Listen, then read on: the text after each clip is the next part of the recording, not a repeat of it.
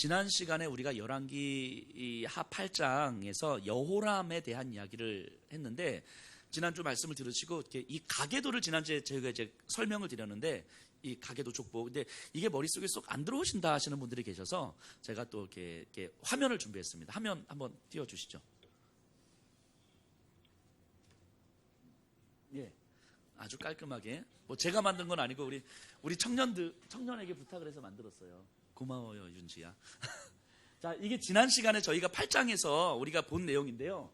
남유다와 북이스라엘에서 남유다의 왕 여호사밧, 북이스라엘의 왕 아합의 아내 이세벨이죠. 여호사밧의 아들이 여호람이고 아합은 아달랴, 아하시아, 요람인데 요람이 있어요. 근데 여호사밧하고 아합하고 사돈을 맺습니다. 그래서 여호사밧의 아들 여호람과 아합의 딸 아달랴가 결혼을 하는 거예요. 그래서 이렇게 남유다를 다스리죠. 그래서 결혼해서 이제 하트 모양 이렇게 아주 이뻐요. 자, 그리고 여호람이 왕이 된 다음에 그의 동생들 6명을 싹 다 죽이고 자신이 이제 왕권을 장악하잖아요. 이게 지난 시간에 우리가 봤던 내용이고요. 그리고 아합의 아들 아하시아가 왕이 됐다가 아하시아가 좀 빨리 죽습니다. 그래서 그의 형제 요람이 왕이 됐고요. 여기까지가 우리가 지난 시간에 살펴봤어요. 이 가계도가 이제 머릿속에 좀 그려지시죠? 그리고 오늘 내용이 그 밑에 있는 예후의 반역이라고 쓰여져 있는데, 오늘 볼 내용이 바로 여기에요. 그 예후의 반역. 그러니까 아합의 아들 요람이 왕으로 있을 때에 군대 장관 예후가 반역을 행해서 그 이스라엘의 왕권을 차지하게 됩니다. 이게 오늘부터 이제 9장 10장에서 이제 살펴볼 내용인데요. 저 위에 보면 그 예후가 반역을 해서 이스라엘의 왕이 될 것이다 라고 하는 것은, 그런데 이미 저 아합이 왕이 있을 때에 이미 하나님이 말씀하셨어요. 그러니까 저 아합이 왕으로 있을 때와 지금 예후가 반역을 일으킬 때가 대략 시간차가 한 15년 정도 나거든요. 그러니까 15년 정도 전에 하나님은 말씀을 하셨고, 그리고 시간이 흘러서 이 예후를 통하여서 반역을 일으키게 됩니다. 뭐 이런 가계도 족보를 좀 기억하시면 좋겠고요. 굉장히 제가 친절하죠. 자, 예, 감사합니다. 자, 이제 본문을 좀 다시 한번 가서 보면요. 그래서 오늘은 북이스라엘 왕 그 요람에 대한 예후의 반역의 장면을 9장과 10장에 걸쳐서 살펴볼 텐데요. 이 9장과 10장은 함께 읽어야 돼요. 왜냐하면 9장에서 시작된 예후의 반역은 이제 정치적 안정을 위해서 이 정적들을 제거하는 그 학살하는 내용이 나오는데, 이 9장에서는 이스라엘 왕 요람을 죽이고 남유다 왕 아하시아를 죽이고 그 다음에 여전히 왕권을 잡고 있었던 이세벨 왕후를 죽여요. 그리고 10장으로 넘어가서 그 나머지 사람들을 다 죽여요. 그러니까 반역을 하고 죽이는 장면이 9장에서 10장까지 쭉 이어집니다. 오늘은 9장 앞부분에서 예후에게 이 이스라엘 왕이 될 것이다 라고 하는 하나님의 말씀이 전달되는 과정에 주목해서 볼 거고요. 그리고 다음 주에는 예후가 반역을 하는 과정에 주목해서 좀 볼 거예요. 자, 그럼 먼저 예후의 반역이 어떻게 시작이 되는지 우리 1절에서 3절을 통해서 한번 볼게요. 제가 한번 읽어볼게요. 선지자 엘리사가 선지자의 제자 중 하나를 불러 이르되, 너는 허리를 동이고 이 기름병을 손에 가지고 길르앗 라못으로 가라. 거기에 이르거든 님시의 손자 여호사밧의 아들 예후를 찾아 들어가서 그의 형제 중에서 일어나게 하고 그를 데리고 골방으로 들어가 기름병을 가지고 그의 머리에 부으며 이르기를, 여호와의 말씀이 내가 내게 기름을 부어 이스라엘 왕으로 삼노라 하셨느니라 하고 곧 문을 열고 도망하되 지체하지 말지니라 하니. 자, 엘리사가요, 그의 제자 중에 굉장히 젊은 청년이었을 것 같아요. 그의 제자 중 한 사람을 불러서 길르앗 라못으로 보냅니다. 그곳에 이제 군대 장관들이 여러 명이 모여 있는데, 그 중에 한 명인 예후라는 사람에게 기름을 붓고, 기름병을 이렇게 들고 가서 기름을 부어라 이런 거예요. 자, 그 당시에 기름을 붓는다는 것은 왕이나 제사장이나 선지자들에게 기름을 붓는 거잖아요. 그러니까 이제 예후에게 기름을 붓고 당신이 이스라엘의 왕이 될 것입니다 라고 말하고 뒤도 돌아보지 말고 도망치듯 나와라, 이렇게 이야기를 한 거예요. 자, 우선 이 배경을 좀 살펴보면 왜 엘리사가 길르앗 라못으로 가라고 했을까? 지금 상황은 어떤 상황이냐면, 북이스라엘 요람 왕과 아람 나라, 아람의 군대 하사엘 우리가 지난 시간에 살펴봤죠. 베나닷을 죽이고 왕이 된 다 기억나시죠? 우리 계속 열왕기하 계속 살펴보고 있는데 나실 거라고 믿고 자, 아람 왕 하사엘과 북이스라엘 요람이 지금 전쟁을 하는 중이에요. 길르앗 라못에서. 근데 전쟁을 하다가 요람이 부상을 당합니다. 그러니까 요람 왕과 예후와 군대 장관들이 지금 전쟁터에 있는 거예요. 길르앗 라못에. 이 길르앗 라못은 전쟁터고요. 근데 요람 왕이 부상을 당해서 후방으로 빠져요. 치료를 받기 위해서. 그럼 이제 전방에서는 예후를 중심으로 한 군대 장관들이 이제 뭐 이렇게 전쟁터에 있는 거잖아요. 요 상황이에요. 요 상황. 이게 전쟁 중이고, 그리고 전쟁의 지휘관인 왕은 부상을 당해서 후방으로 치료를 받으러 내려왔고, 그리고 이제 임시 지휘관인 예후와 군대 장관들이 모여서 이제 전략을 짜고 있는 거예요. 너 요런 상황. 요런 상황에서 엘리사가 그의 제자를 길르앗 라못으로 보내서 예후 당신이 이스라엘의 왕이 될 것입니다. 당신이 반역을 해서 이스라엘의 왕이 될 것입니다. 이렇게 이야기하는 거예요. 굉장히 적절한 타이밍 아닙니까? 반란을 일으키기에.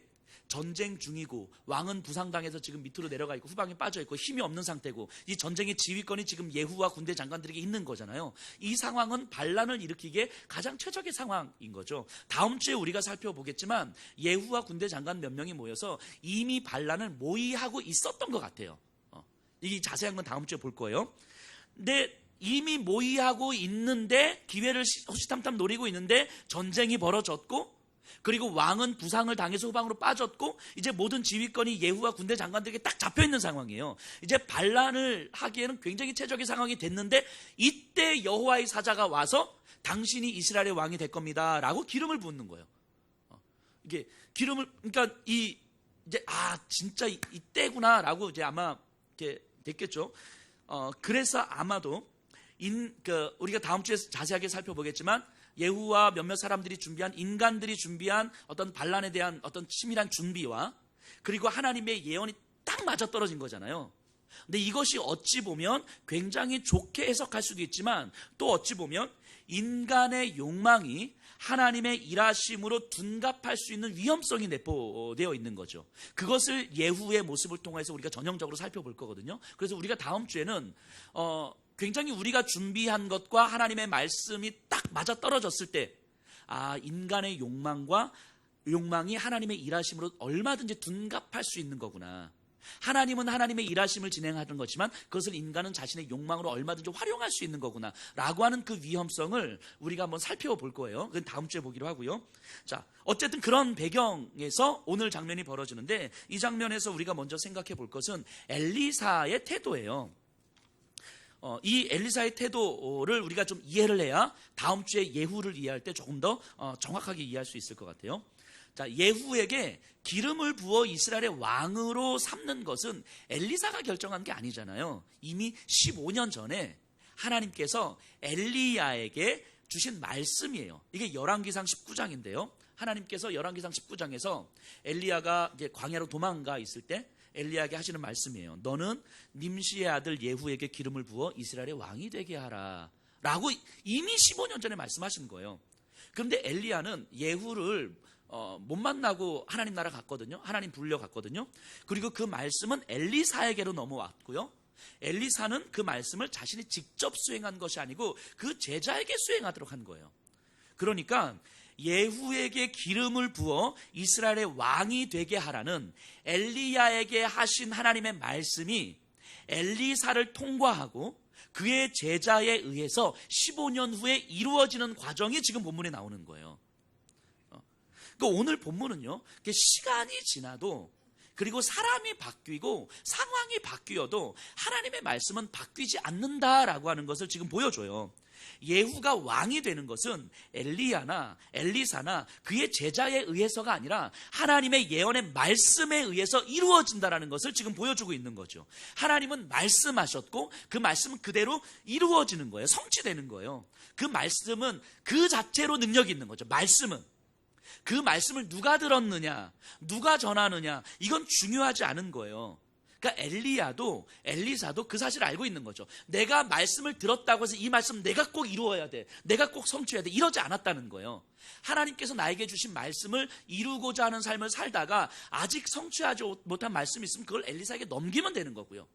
엘리사는 또 그 하나님의 말씀을 성취하고자 살아가다가 아직 성취하지 못한 말씀이 있으면 그의 제자들에게 넘기면 되는 거예요. 그러니까 이 말씀을 하나님 말씀하셨으니까 이건 내가 해야지. 이러지 않았다고요. 엘리야도. 왜냐하면 자신들이 중요한 것이 아니라는 걸 알았기 때문인 거예요. 하나님의 말씀이 나에게 임하고 그 하나님의 말씀이 나를 깨워서 나를 일으켜서 나를 변화시켜서 나를 하나님의 말씀을 이루는 가운데 사용하시는 것이 중요한 것이지, 그것을 내가 이루느냐 이루지 않느냐, 이게 중요하지 않다라는 것을 엘리사도 충분히 알고 있었기 때문이죠. 자, 지난번에 우리 나만 장군의 병을 고칠 때도 우리가 봤지만, 병을 고치는 능력도, 왕을 세우는 능력도 엘리사라는 인간에게 있는 게 아니었어요. 엘리사 자체의 어떤 내재되어 있는 능력에 있는 게 아니라 그가 들은 말씀, 그가 선포한 말씀의 능력이 있는 거였죠. 그러니까 하나님의 말씀을 전달하는 것은 특별한 능력을 지닌 사람이 아니어도 괜찮다라고 이야기하는 거예요. 단지 하나님의 말씀을 들을 수 있고 그 하나님의 말씀을 그대로 전할 수 있으면 되는 거죠. 엘리야도 그렇게 하나님의 말씀으로 자신이 일어났고, 엘리야의 평생의 삶은 하나님의 말씀을 내 삶을 통해서 어떻게 이루어가는가의 방향을 맞춰서 살다가 그냥 자기에게 허락된 그 삶을 살다가 하나님 나라 간 거잖아요. 그리고 그 말씀이 엘리사에게 그대로 이어졌고, 그래 엘리야에게 하시는 말씀이 엘리사가 이루지 못해서 엘리사에게 그대로 이루어졌고, 엘리사에게 하셨던 말씀이 그대로 제자들에게 그대로 이렇게 이어지는 거죠. 그러니까 그 하나님의 말씀이 무엇이며, 또한 그것은 그 어떤 것이든지 반드시 이루어지고 성취됩니다 라는 것이 중요한 것이지, 그것을 전달하는 사람이 중요한 것이 아니다라고 하는 거예요. 성경이 이것을 강조하고 있는 거예요. 그래서 바울도 이렇게 이야기하죠. 고린도전서 3장 5절에서 그런즉 아볼로는 무엇이며 바울은 무엇이냐, 그들은 주께서 각각 주신 대로 너희로 하여금 믿게 한 사역자들이니라. 고린도 교회 성도들이 나는 아볼로가 좋다, 나는 바울이 좋다, 나는 게바가 좋다, 이렇게 나눠진 거예요. 그러자 그 모습을 보고 바울이, 야, 아볼로나 게바나 나 바울이나 사실은 하나님의 말씀을 전하는 도구로 세워졌을 뿐인 것이지, 우리 도구가 중요한 게 아니라 우리가 전하는 말씀이 중요한 거라고. 아볼로가 어떤 말씀을 전했는지, 나 바울이 어떤 말씀을 전했는지 이 말씀에 집중해야지, 왜 이 말씀을 전하는 사람들에게 집중하느냐. 지금 바울이 이 얘기를 하고 있는 거죠. 분명한 것은 상황은 변할 수 있고 사람은 바뀔 수 있지만 하나님의 말씀은 변하지 않고 그대로 성취된다고 하는 거예요. 이것을 진리라고 하잖아요. 자, 우리가 그렇게 일상 속에서 가지고 싶어하는 그 욕망적 필요들이 있죠. 욕망적 필요들. 이것이 뭐 돈일 수도 있고, 뭐 자녀들의 뭐 성공일 수도 있고, 뭐 사람들의 인정일 수도 있고, 칭찬일 수도 있고, 뭐 등등등. 그런데 이 욕망적 필요들은, 그것들이 지금 우리를 행복하게 만들어줄 수 있을 것 같지만 그것들은 오히려 우리를 불행하게 만들잖아요. 그러니까 돈이 있으면 행복하지만 오히려 돈 때문에 불행해지는 거잖아요. 자녀들이 성공하면 행복할 것 같지만 사실은 자녀들 때문에 불행한 거잖아요. 자녀들의 문제가 있으면 또 마음이 불안해지고. 그러니까 이 세상에서 경험하는 우리의 어떤 욕망적 필요들은 모두 그것 때문에 행복하지만 그것 때문에 불행하게 되는 거예요. 그것이 내 삶을 안전하게 만들어주지만 그것 때문에 내 삶이 불안전해지는 거죠. 그러니 믿을 수 없는 것들이에요. 언제든지 나를 배신할 수 있는 것들이기 때문인 거죠. 우리의 마음과 감정도 한번 보세요. 우리의 마음을 믿을 수 있습니까? 막 행복하고 좋고 막 말씀 들으면 막 진짜 뭐든지 하나님 말씀하시면 다 할 것 같다가도 집에만 딱 가면 어느 순간 마음이 훅 꺼지고 막 무기력해지고 다 귀찮아지고 싫어지고 짜증 이빨이 나고 막 이런. 죄송해요. 제 저렴한 언어를 지금 계속 제가 써가지고. 어쨌든, 뭐 이런. 이게 다 포기하고 싶은 마음이 이제 반복되는 게 우리잖아요. 우리의 마음도 사실은 우리가 신뢰할 수가 없어요. 우리의 마음이. 언제든지 변할 수 있고, 언제든지 바뀔 수 있고, 언제든지 나를 배신할 준비를 하고 있는 거기 때문인 거죠. 우리가 믿고 있는 것들이. 그런데 조금도 변함없이 그대로 선포되고 성취되는 유일한 것이 바로 하나님의 말씀이잖아요. 그래서 예수님도 마태복음 5장 18절에서 이렇게 말씀하세요. 진실로 너희에게 이르노니 천지가 없어지기 전에는 율법의 1.1획도 결코 없어지지 아니하고 다 이루리라. 이 천지가 없어지기 전에는 이 세상 천지 만물 모든 것이 다 있다가 사라지고 변화되고 다 멸망한다 할지라도 우리가 그렇게 붙들고 이것이 전부인 것처럼 전전긍긍하면서 내 시간을 다 쏟아내고 살아갔던 그것들은 다 사라진다 할지라도 그럼에도 불구하고 변함없이 빛을 발하고 그럼에도 불구하고 그 모습 그대로 유지하고 있는 것이 유일하게 하나가 딱 있는데 그것이 뭐냐면 하나님의 말씀이다라고 하는 거죠.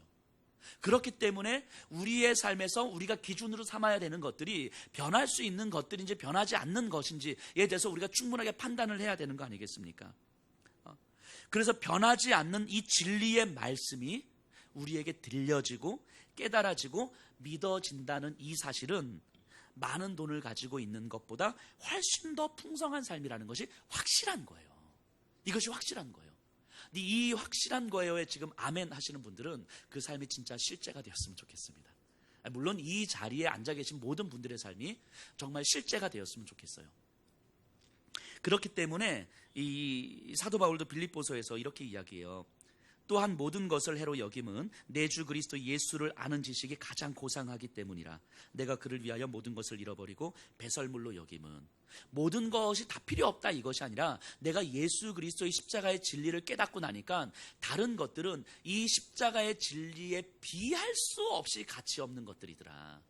내 삶에서 이 십자가의 진리만큼 가치 있는 것이 없더라라고 하는 그 고백인 거죠. 근데 그것이 그냥 머리로 아는 고백, 배워서 아는 고백이 아니라 실제로 그의 삶 속에서 실제로 경험이 되더라는 거예요. 그러니까 이 고백을 자신 있게 이 빌립보 성도들에게 하고 있는 것 아닙니까? 지금 이 자리에 오늘 예배 드리러 이 자리에 앉아 계신 성도님들은 이 말씀 들으려고 앉아 계시는 거잖아요. 이 말씀 들으려고. 이 진리의 말씀 들으려고 우리가 이 땅에서 욕망을 품고 살아가고 있는 그 모든 것들보다 하나님의 이 말씀이 가장 가치 있는 것이고 가장 고상한 것이고 그것과 비교할 수 없는 것이라고 믿기 때문에 때로는 그것을 믿고 싶어서 내 삶 속에서는 잘 안 되는데 내 삶 속에서는 여전히 돈이 중요하고 내 삶 속에서는 여전히 자녀들이 중요하고 내 삶 속에서는 여전히 내 마음과 감정이 중요한데 그럼에도 불구하고 하나님 그 진리의 말씀이 가장 최고의 가치라는 것을 내가 믿고 싶습니다라고 하는 게 간절함으로 지금 이 자리에 앉아 있는 거잖아요. 이 말씀 들으려고 이 자리에 앉아 있는 것 아니라면 우리가 교회에 나와야 될 이유가 없는 거잖아요. 이 말씀이 아니면 이 진리의 말씀이 나에게 믿어지고 또 믿기를 간절하게 소망하는 그 마음이 아니면 우리는 이 예배 자리에 나와 있을 이유가 없는 거죠. 내가 이제까지 선택했던 수많은 것들이 결국 나를 불안과 두려움으로부터 해방시켜주지 못했는데 이 진리의 말씀을 듣고 따르는 삶이 불안과 두려움으로부터 나를 해방시켜주고 참된 평안을 누리도록 한다는 것을 믿고 또 믿고 싶기 때문에 또 그것이 유일한 우리의 소망이라는 걸 알기 때문에 이 자리에 앉아 계시는 거죠. 그렇기 때문에 성도님들은 충분하게 이 마음과 이 믿음으로 간절하게 보셔야 되는 거예요. 이 하나님의 말씀이 내 마음을 정돈시키고 하나님의 말씀이 내 마음에 힘을 줄 것이고 하나님의 말씀이 나를 바꿀 것이고 하나님의 말씀이 나를 다스릴 수 있다는 것을 믿으셔야 되는 거예요. 그래서 이 설교자, 우리의 현실로 돌아와서 보면 설교자, 이 여목사가 성도님들을 변화시키는 것이 아니라는 것을 믿으셔야 돼요. 설교자가 변화시키는 것이 아니라 하나님의 말씀이 변화시키는 거예요. 그러니까 설교자는 자신이 하고 싶은 말을 설교를 통해서 하는 게 아니고 성경의 진리를 성도님들이 들을 수 있도록 전하기만 하면 되는 거예요. 설교자는요. 왜냐하면 성도님들은 설교자에 의해서 영향을 받는 설교자의 양이 아니라 하나님께서 부르신 하나님의 양이기 때문인 거죠. 그러니까 엘리야도 엘리사에게 그렇게 하나님의 말씀을 이어받게 하신 거예요. 이거 내 거야. 이 말씀 내가 전할 거야. 엘리야의 어떤 자기 욕망으로 하나님의 말씀을 전한 것이 아니라 하나님의 말씀을 있는 그대로 자신의 삶을 투영해서 드러낸 거죠. 그리고 그 모습을 엘리야사가 받고 엘리사는 그것을 제자에게 흘려보낸 거죠. 근데 이 모습과 완전히 정반대의 모습이 우리가 다음 주에 살펴볼 예후의 모습이에요.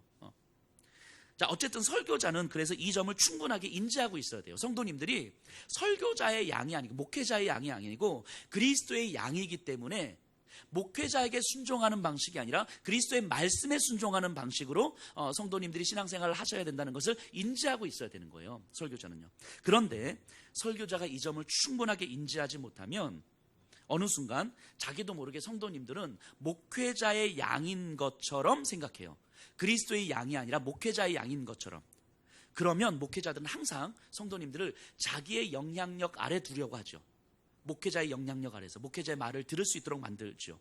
진리의 말씀에 순종하게 하는 것이 아니라 목회자의 말을 듣게 만드는 거예요. 자기도 모르게 그렇게 돼요.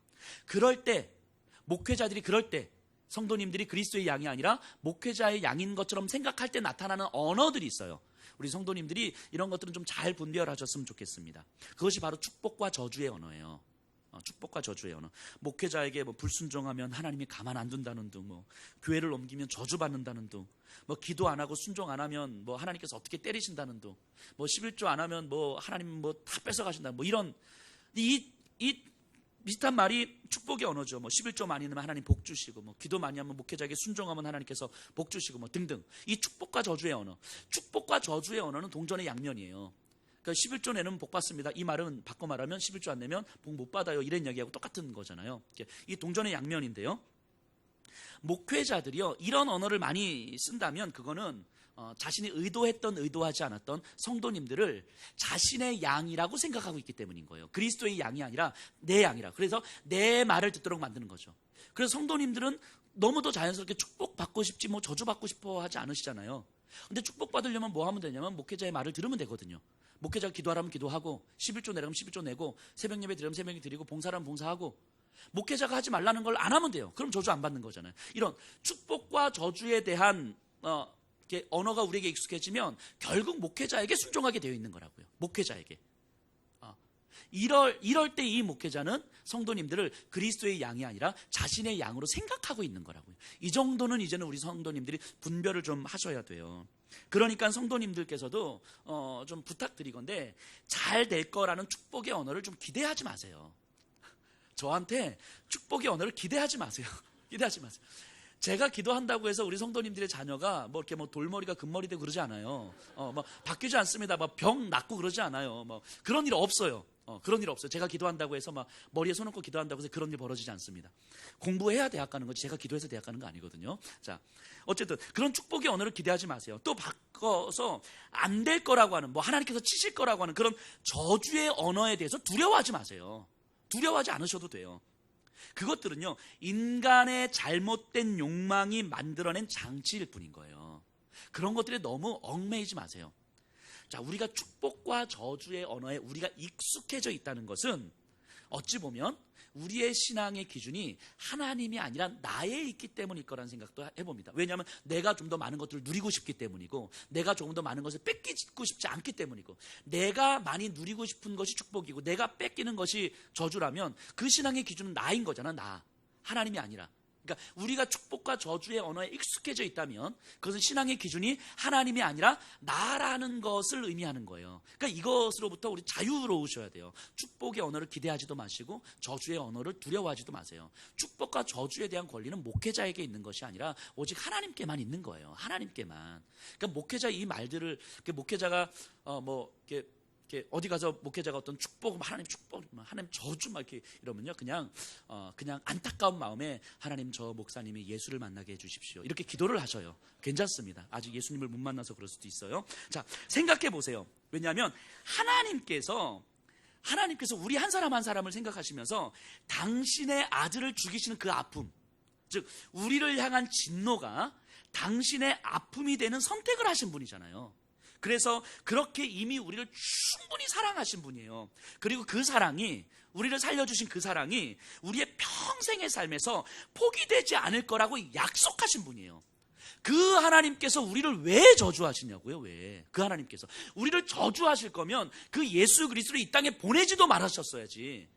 우리를 저주하실 거라면 왜 보내셨냐고요. 이미 그 십자가의 은혜를 우리를 구원해 주셨고 우리를 사랑해 주셨고 그 약속이 주님 나라 갈 때까지, 아니 영원한 하나님 나라까지 우리에게 상속되어진다고 말씀하셨는데 그 하나님께서 우리를 왜 저주하시냐고요. 왜? 그렇게 저주한다는 것을 받아들인다는 건 그 십자가의 은혜가 우리에게 충분하지 않다고 믿는 거예요. 바꿔 말하면 이 땅에서 우리가 안전한 삶을 살아가고 풍성한 삶을 살아간다고 하더라도 그것이 우리를 위해서 죽으신 그 십자가의 은혜보다 더 크겠느냐는 거예요. 그것보다 더 큰 축복이겠느냐는 거예요.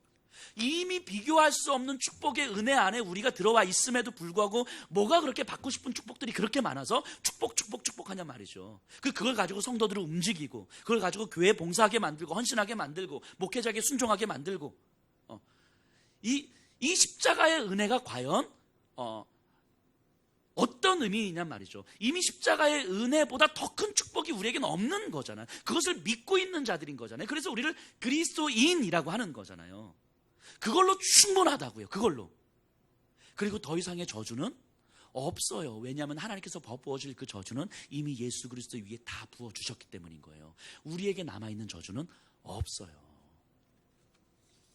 돈 좀 잃어버리는 게 저주입니까? 그렇지 않아요. 그렇지 않아요. 성도님들이 이 정도는 분별하실 수 있으셔야 돼요. 하나님의 말씀이 우리에게 들린다라고 하는 것, 하나님의 말씀이 변하지 않는다라고 하는 것은 이런 것을 우리가 받아들이는 거예요. 깨닫는 거예요. 그 하나님의 말씀에 의해서 우리에게 주어진 은혜가 무엇인지를 아는 거예요.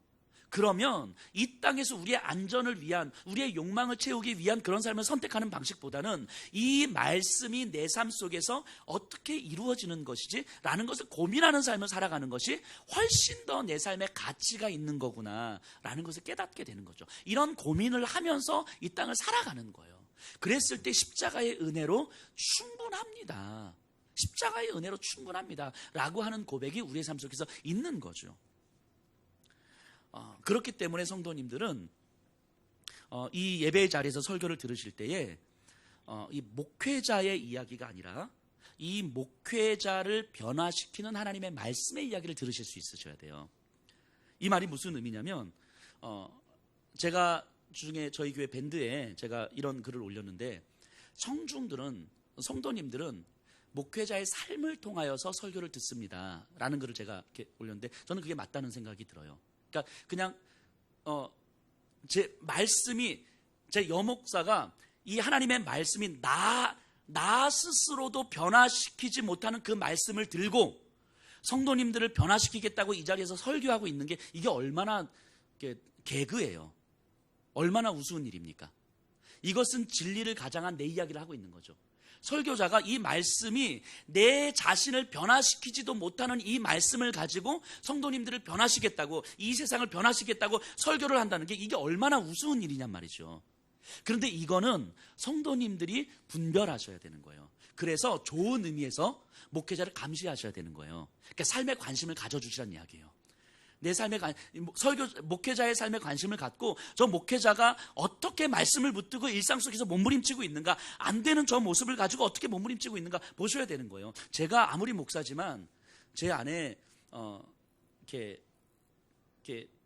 이 다스리지 못하는 감정들이 많아요. 지난주에도 잠깐 말씀드렸던 것처럼 저도 부부싸움을 많이 조금 부부싸움을 하고 그리고 이제 다스려지지 않는 감정으로 지낼 때가 있어요. 근데 그냥 머릿속으로는 말씀 붙들고 예수 그리스도의 십자가 아래서 기도하면서 이 감정을 확 내려놓고, 여보 내가 미안해 잘못했어 라고 말하고 싶은 마음이 굴뚝 같은데 그게 안 되거든요. 이게 저도 그렇다고요. 저도 제가 돈 되게 좋아하거든요. 돈을 되게 좋아해요. 통장 잔고 보면서 간당간당 하면 이렇게 막 가슴 조마조마하고, 근데 하필 통장 잔고 간당간당하고 가슴 조마조마할 때 외부에서 손님이 오셔요. 뭐 선교사님이 오시든지, 그럼 이제 마음이 좀 불편해지는 거죠. 돈도 없는데 좀 다음 달에 오시지, 왜 이번 달에 오셔가지고. 그냥 이거 다 드리면 되는 건데 이게 간당간당한 거예요. 저도 돈 되게 좋아하거든요. 이것 때문에 마음이 조마조마한 거죠. 그렇기 때문에 매일매일 말씀 붙들고 씨름하지 않으면 안 되는 거예요. 저도 매일매일 말씀 붙들고 몸부림치지 않으면 저도 내 감정에 넘어가고, 저도 내 참혹에 넘어가고, 내 감정에, 내 욕망이 넘어가는 거예요. 저도. 그러니까 저도 매일매일 말씀 붙들고 몸부림을 치는 거거든요. 안 되면, 이 몸부림치지 않으면 나도 안 된다는 걸 내가 알기 때문인 거예요. 그러니까 성도님들이 저를 위해서 기도 많이 해주셔야 돼요. 그리고 제가 이 말씀을 붙들고 어떻게 몸부림치고 있는지, 안 되는 이 삶을 통해서 그럼에도 불구하고 말씀을 어떻게 순종하면서 가려고 하는지를 보셔야 되는 거예요. 그렇게 삶 속에서 여목사의 이야기가 아니라 여목사를 변화시켜 가는 하나님의 말씀이 이 자리에서 어떻게 선포되는지를 들으셔야 되는 거예요. 그래야 성도님들의 삶에, 이 영적인 삶에 유익이 됩니다. 그리고 이 말씀이 성도님들에게도 동일하게 적용이 되는 거예요. 이 말씀을 듣고 여목성 이렇게 잘하네. 오늘 좀 피곤하네. 좀 버벅거리네.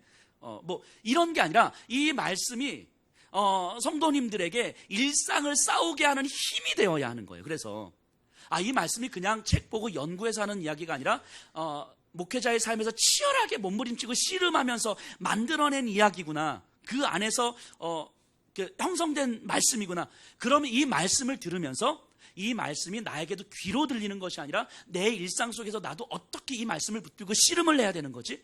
이 고민을 하셔야 되는 거예요. 이 고민을 하시면서 말씀을 들으셔야 되는 거라고요. 그러니까 성도님들이 저를 위해서 기도 많이 해주셔야 돼요.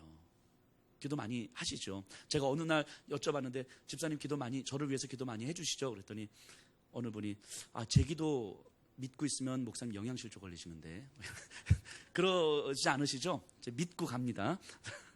왜냐하면 이것이 저를 위해서라기보다는 이 말씀을 듣고 있는 성도님들을 위해서예요. 영적인 유익을 위해서입니다. 그렇게 함께 믿음의 동역자로 만들어가는 거예요. 그렇기 때문에 성도님들의 일상에서 여러분들을 드러내는 것이 아니라 여러분들을 변화시키는 말씀을 드러내는 거예요. 그래서 어느 순간 여러분들의 삶에서 나는 원래 진짜 이기적인 사람인데 말씀이 나를 바꾸더라. 이게 너무 힘든데, 내 욕망을 포기하는 게 너무 힘든데, 다른 사람들한테 양보하는 게 나는 너무 힘든데 말씀이 믿어지니까 진짜 그렇게 되더라. 이런 이야기가 성도님들의 일상 속에서 고백이 되는 거예요. 나는 돈을 진짜 포기할 수가 없는데, 돈이 너무 좋은데 하나님의 말씀만이 영원히 변하지 않는 진리임이 믿어지기에 돈도 내려놓게 되더라. 내가 내 아내, 내 남편이 진짜 힘든데 그럼에도 불구하고 하나님의 말씀이 믿어져서 하나님이 나에게 최선의 사람으로 허락하셔서 그저 말씀 앞에 무릎 꿇으라고 하시는구나. 그 말씀이 믿어져서 다시 보니까 내 아내도 내 남편도 이뻐 보이더라. 뭔가 이렇게 말씀이 내 안에 들어와서 나를 어떻게 바꾸어 가고 있는지, 나를 바꾸는 그 말씀을 드러내는 삶이 바로 그리스도인들의 삶인 거잖아요. 나는 원래 이래, 나는 이렇게 자랐어, 나는 이런 경험 속에서 뭐 이런 생각을 하면서, 이런 게 아니고 말씀이 나를 어떻게 바꾸어 가고 있는가, 그 몸부림치는 일상 속에서 그 모습을 드러내는 것이 그리스도인인 거죠. 그러니까 이 설교를 들으시면서 목회자도 그런 몸부림 가운데 지금 이 말씀을 선포하고 있는 것이고, 성도님들도 그 몸부림으로 한 주간을 사셔야 되는 거예요. 그리고 다음 주에 설교를 위해서 또 한 주간은 저는 몸부림칠 것이고, 또 다음 주 설교 들으러 오실 때에 한 주간 오늘 들은 말씀을 가지고 몸부림치다가 어떤 분은 환희의 얼굴로, 어떤 분은 정말 실패해서 무너진 얼굴로 이렇게 와서 앉아 계시는 거예요. 왜냐하면 일주일 동안 그렇게 몸부림 치셨을 테니까. 그게 믿음의 동역자로 함께 가는 삶 아닙니까? 제가 오늘 주보 칼럼에도 썼는데요, 우리가 흔히 하는 말들이 있잖아요. 우리가 교회에 적응한다 라고 말할 때, 저는 교회 빨리 적응했어요. 저는 교회 적응이 잘 안 되네요. 어떤 교회는 이 교회는 빨리 적응이 돼요. 이 교회는 별로 적응이 안 되네요 라고 말할 때, 우리가 교회에 적응을 한다라는 의미, 무슨 의미로 우리가 이 말을 씁니까? 결국 우리 안에는 그 관계의 문제가 있는 거 아니겠어요? 관계? 그래서 얼마나 빨리 친해지고 나하고 편안하게 차 마실 사람이 있느냐 없느냐, 내가 편안하게 교회에 와서 혼자 덩그러니 있지 않고 나하고 이렇게 웃으면서 막 얘기해 줄 사람이 있느냐 없느냐, 뭐 이런 거잖아요. 이런 관계가 잘 만들어지면 교회 빨리 적응하는 거고, 이런 관계가 잘 안 만들어지면 교회 덜 적응되는 거고, 뭐 이런 거잖아요. 그래서 빨리 적응하기 위해서 뭐 봉사부서에 빨리 들어가야 뭐 빨리 적응할 것 같고, 몇몇 분들이 한 분이 아니어서 신빙성이 있는 것 같아요. 여러분들이 이런 말씀을 하셨어요. 목사님, 이 예수평화교회는 좀 희한한 것 같아요. 그래서 왜요? 그랬더니 사람들은 다 좋은데 외로워요. 친해지기가 쉽지 않은 것 같아요. 이렇게. 그래서 제가 이런 말씀 드렸어요. 당연한 거라고. 당연한 거라고. 제 마음 같아서는 그 상태로 한 3, 4년은 더 가셔도 될 것 같다고. 정말 우리가 관계의 문제라면, 사람의 문제라면, 그런 의미라면 진짜로 진지하게 말씀드리는데 교회 빨리 적응 안 하셔도 돼요. 진짜로. 그럼 우리가 교회 적응한다는 의미를 관계의 문제라고 이해를 하신다면 교회에 빨리 적응 안 하셔도 된다고요. 교회에 적응한다는 의미는요, 우리가 정확하게 이해를 하셔야 돼요. 사람과의 관계에서 친해진다, 빨리 친해진다, 이런 의미, 내 주변에 사람들이 많아진다, 이런 의미가 아니라 말씀에 적응을 한다는 거예요. 말씀을 듣고 이 말씀이 내 안에 들어와서 말씀에 나를 맞추기 위해서 얼마나 내가 씨름을 하고 있는가, 이 말씀을 붙들고 씨름하는 삶에 내가 적응하는 거예요. 이 삶이요 쉽지 않거든요. 근데 매주 말씀을 듣고 한 주간 눈물 흘리면서 힘겨워하면서 마음 무너지면서 포기할 수 없는 돈을 붙들고 하나님 말씀과 돈 사이에서 갈등하면서 이러면서 말씀 붙들고 씨름하는데 적응하는 거예요. 근데 이렇게 씨름을 계속 하다 보면 어느 순간 내 안에 눈물이 마를 날이 없고 힘이 든데, 어느 순간 내 옆에 예배 공동체의 모습을 보니까 나만 씨름하는 게 아니구나 하는 것을 깨닫게 되는 거예요. 나만 이렇게 힘겹게 씨름하는 게 아니구나. 그러지 않으면 사람과 관계에 우리가 집중하다 보면요, 이 말씀에 대한 씨름을 안 하게 된다고요. 덜 하게 된다고요. 그리고 관계에 집중 조금만 힘들면 사람 찾아가고, 조금만 힘들면, 사람은 중요한 건데, 사람이 중요한 이유는 사람 자체 때문이 아니라 말씀을 붙들고 걸어가는 그 길을 함께 걸어갈 수 있는 사람이기 때문에 중요한 것이지, 그 사람 자체가 아닌 거죠. 그러니까 조금만 힘들고 조금만 마음에 힘이 없으면 사람 찾아가서 그러다가 친해지고 막 밥 먹고 차 마시고 막 어디 놀러도 같이 가고 막 이렇게 좋다가 조금만 상처 주고받으면 금세 깨지는 게 관계잖아요. 그러면서 사람은 다 똑같다느니 하면서 부정적 인식만을 가지고 있으면 내 영혼을 죽이는 거죠. 그래서 혹시 우리 안에서 목회자에 대해서, 교회에 대해서, 사람에 대해서, 믿음에 대해서 부정적 인식을 가지고 있다면 이거는 다른 문제가 아니라 내 영혼이 죽는 문제인 거예요. 그런데 말씀을 붙들고 힘껏 씨름하는데 내 주변을 보니까 내가 우리 집사님을 보는데 나하고 별로 친하진 않은데 저분도 말씀을 붙들고 몸부림치는 것 같아. 그 모습들을 한 번, 두 번 계속 보다 보면 그 모습에 신뢰가 되는 거예요. 그러면 관심을 갖게 되고, 그러면 관계는 만들어지는 거죠. 교회 공동체는 그렇게 적응하는 거예요. 그렇게 말씀에 몸부림을 치고 함께 몸부림을 쳐가는 그 삶과 함께 관계를 만들어가는 거죠. 우리에게 기존에 익숙해진 방식으로 교회에 적응하려고 하지 마세요. 그것이 성도님들에게 유익하지 않아요. 진짜 유익하지 않습니다. 빨리 친해지고 빨리 봉사하고 빨리 적응하는 것 같지만 그 수준이 전부가 될 가능성이 커요. 그 수준이. 그래서 그렇게 교회를 오래 다니면 친해진 사람들이 좀 많아지고 교회 일에 대해서 빠삭해지는 것 외에 남는 게 별로 없는 그 수준이 익숙해지는 거예요. 그러니까 그런 방식으로 교회에 적응하려고 하지 마세요. 조금은 더 외로우셔도 돼요. 지금 저한테 그렇게 말씀하셨던 분들 외에도 있으실 거예요. 왔는데 사람들은 다 좋은 것 같은데 왜 이렇게 외롭지? 괜찮습니다. 정상적인 거예요. 한 3, 4년은 더 외로우셔도 돼요. 3년 더 외로우시고 그렇게 몸부림쳐 보세요. 몸부림치시다 보면 함께 몸부림치는 옆에 있는 사람이 보여요. 어느 순간. 그러면 그 사람들하고 관계를 맺으면 훨씬 더 믿음의 동역적 관계들이 만들어지고 정말 교회 공동체성이 생기는 거예요. 그래서 교회 공동체성이라고 할 때는 이게 관계의 문제가 아니라 방향성의 문제라고요. 방향성의 문제. 말씀을 붙들고 어떻게 몸부림쳐 가고 있는가에 대한 방향성의 문제. 함께 이 방향성을 향해서 걸어가는 사람들 사이에서 관계가 맺어지는 거지, 그 방향성 없이 관계 맺어지는 것을 교회 공동체라고 하지 않는다고요. 그런 관계들은 교회가 아니어도 가능한 거잖아요. 우리가 그래서 믿음의 동역자를 잘 못 만나는 이유는요, 내 자신이 말씀에 나를 맞춰가는 그 씨름을 잘 못하기 때문이에요. 말씀 붙들고 눈물 흘리면서 가슴 찢으면서 몸부림치는 그 씨름을 잘 못하기 때문에 그렇게 씨름하고 있는 다른 사람들을 잘 못 만나는 거예요. 근데 혹시 그런 분들이 없으시기를 기대합니다. 근데 나는 말씀으로 몸부림을 진짜 치고 있는데 믿음의 동역자들을 못 만났어요 라고 하는 분들은요, 진지하게 상담이 필요합니다. 상담이. 진짜로 그 안에 뭔가 심각한 문제가 있다는 증거거든요. 진지한 말씀을 붙들고 몸부림치면요, 믿음의 동역자를 못 만날 수가 없어요. 못 만날 수가 없습니다. 이게 우리가 다음 주에 살펴볼 이 예후의 모습이 그럴 수 있어요. 하나님의 말씀을 붙들고 그 말씀에 순종하는 삶을 사는데 그 삶이 인간의 욕망으로 점철된 삶이거든요. 그 모습 우리가 살펴보면서 다음 주에 한 번 더 좀 생각해 보도록 하겠습니다. 그렇기 때문에 어쨌든 이 말씀 듣는 시간을 충분하게 가지셔야 되고, 말씀을 일상에서 묵상하는 시간을 충분하게 가지셔야 돼요. 그래서 큐티도 하셔야 돼요. 그래서 큐티도 매일 하셔야 되고요.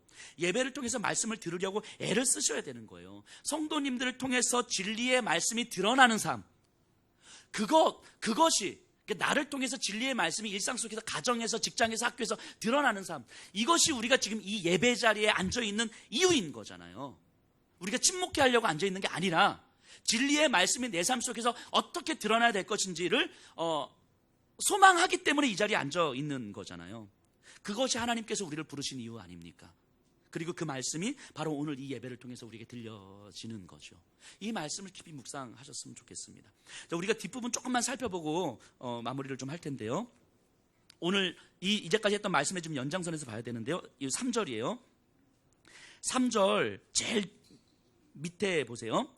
곧 문을 열고 도망하되 지체하지 말지니라 하니. 지금 엘리사가 제자를 보내면서 예후에게 기름을 붓고 이스라엘의 왕으로 이렇게 될 거다라고 말한 다음에 뒤도 돌아보지 말고 도망가든 나와라 이렇게 이야기하는 거예요. 그래서 그 제자가 예후에게 진짜 기름을 붓고 이야기를 한 다음에 뒤도 돌아보지 않고 도망가듯 이렇게 나옵니다. 자, 왜 엘리사가 이게 도망가듯 빨리 나오라고 했을까요? 이게 이제 본문의 흐름 속에서 우리가 이제 파악해 보면 사람이 아닌 하나님의 말씀에 초점을 두고 있기 때문일 것 같아요. 말씀을 전하는 자가 누릴 특권은 아무것도 없다라고 하는 거죠. 말씀을 전하는 자의 특권은 말씀을 전하는 것 자체에 있는 것이지, 말씀을 전하고 나서 누릴 수 있는 특권. 자, 엘리사의 사한 게하시가 나아만 장군 그 병을 고쳤을 때 엘리사가 아무것도 안 받잖아요. 예물을 가져왔는데. 근데 게하시가 쫓아가죠. 병도 고쳤는데 뭐라도 좀 받으면 좋지 않을까? 쫓아가서 어떻게 됐습니까? 나병에 걸렸잖아요. 뭔가 말씀을 전하는 자, 하나님의 능력을 발휘하는 자가 무언가 받을 수 있는 특권이 있을 거라고 생각했던 거죠. 그래서 결국 폭망했죠. 게하시는. 자, 말씀을 전한 청년이요, 이 예후에게 당신이 왕이 될 거라고 이야기했어요. 자, 그럼요. 이 왕이 될 사람이잖아요. 당신이 나한테 왕이 될 거라고 예언했어. 그럼 뭔가 굉장히 후한 대접이나 어떤 특권을 충분히 기대할 수 있는 거죠. 그런데 그저 말씀을 전하는 자는 그저 말씀을 전했을 뿐이지 그 어떤 특권을 누릴 수 없음을 엘리사는 강조했을 거예요. 무언가 특권을 기대했다면 이미 하나님의 은혜를 버리고 있는 것이기 때문인 거죠. 이게 지금 강조되는 거죠. 즉 하나님의 말씀이 강조되는 것이지 말씀을 전하는 자에게 포인트가 있지 않은 거예요. 목회자들도 마찬가지인 거죠. 목회자들이 목회를 위해 필요한 것들을 교회로부터 제공받는 것은 이해할 수 있는 거죠. 그런데 목회자라는 이유로 어떤 특권을 누리거나 필요 이상의 대접을 받을 자격은 없는 거예요. 이게 성도님들도 이거를 그냥 이해를 하셔야 되는 거예요. 목회자라는 이유로 어떤 특권을 누린다거나 어떤 특별한 필요 이상의 대접을 받을 자격이 없는 거예요. 우리 성도님들은 이런 말씀을 너무 잘 따라주시더라고요. 그래서 명절 때 목회자한테 과일 이렇게 주시는 거 아닙니다 라고 했더니 진짜 바로 순종을 해주셔서 너무 감사했어요. 이제 감사하다고 말씀드리는 거예요. 진짜 이렇게 성도님들이 목회자를 바라볼 때 어떤 특권을 누리는 위치, 어떤 필요 이상의 대접을 받아도 되는 위치라고 생각하는 순간 목회자와 인격적 관계를 못 만들어요. 그냥 똑같이 하나님의 양이고 하나님의 백성이고 똑같이 하나님 앞에서 연약한 자고 죄 때문에 몸부림치는 사람이고 말씀 때문에 몸부림치는 사람이고 이것을 서로가 서로 중보하고 기도하면서 함께 하나님 나라를 위해서 만들어가는 사람, 내 믿음의 동역자라고 보셔야 되는 거예요. 그렇게 봐야지 목회자가 어떤 특별한 특권을 누릴 수 있다라고 생각하는 순간 목회자의 어떤 인격적 관계도 누리지도 못하고 하나님의 말씀보다는 목회자에 집중이 돼요. 그럼 어느 순간 목회자도 모르고 성도님들도 모른 채 어느 순간 성도님들은 목회자의 말에 순종하게 된다고요. 진리의 말씀에 순종하는 것이 아니고. 물론 그렇다고 대놓고 막 손가락질 그러지 마세요. 자, 이거는 말씀을 드러내는 성도님들 또한 마찬가지예요. 나를 변화시키는 말씀을 드러내는 것, 그 자체로 충분한 은혜라는 것을 받아들이셔야 돼요. 내가 말씀으로 나를 변화시켜 가기 위해서 끊임없이 순종하고 눈물 흘리고 가슴 찢고 몸부림치고 애를 쓰고 그랬기 때문에 그렇게 말씀에 순종했는데 그러면 하나님 나에게 이 정도는 해주셔야 되는 거 아니겠습니까? 라는 또 다른 축복과 또 다른 보상을 기대한다는 건 이 말씀의 은혜를 상쇄시키는 거예요. 말씀의 은혜를 이미 버리는 거라고요. 우리 성도들에게 가장 큰 은혜는요, 말씀이 들려지는 것과 말씀이 깨달아지는 것과 말씀이 믿어지는 것과 말씀을 가지고 몸부림치는 거예요. 그리고 그 말씀이 내 삶을 조금씩 변화해 가는 거죠. 그렇게 살아갔을 때 그 삶의 흔적에는 말씀이 남는 거죠. 우리 성도님들끼리 살아가시는데 그 아래에서 자녀들이 우리 부모님들의 모습을 보면서 그 뒷모습을 보면서 아, 우리 부모님들이 걸어가신 그 길의 그 삶의 흔적에서는 말씀이 흔적으로 남아있구나. 이렇게 남아야 되는 거잖아요. 그러니까 어떤 보상을 기대하는 것이 아니라 그냥 말씀을 드러내는 삶이 전부로 살아가면 그 뒤에는 말씀이 흔적으로 남는다고요. 근데 살아가는데 우리 아빠는 그렇게 되게 자기중심적이었어. 되게 꼰대 같았어. 뭐 이러면 안 되잖아요. 우리 아빠의 흔적에서는 말씀이 남아 있었어요.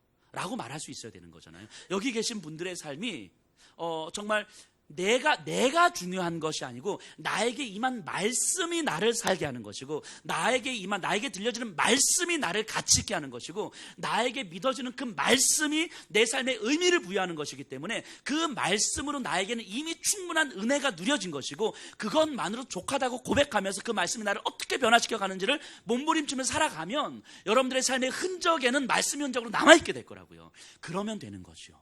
그러면 오늘 본문이 오늘을 살아가는 우리들에게 주시는 말씀은 이거 아니겠습니까? 저는 여기 계신 분들이 여러분들의 뒤를 따라가는 사람들에게 여러분들을 바라보면서 말씀의 흔적을 발견하고 그러니까 우리 집사님처럼만 따라가면 되겠구나. 우리 장로님처럼만 따라가면 되겠구나.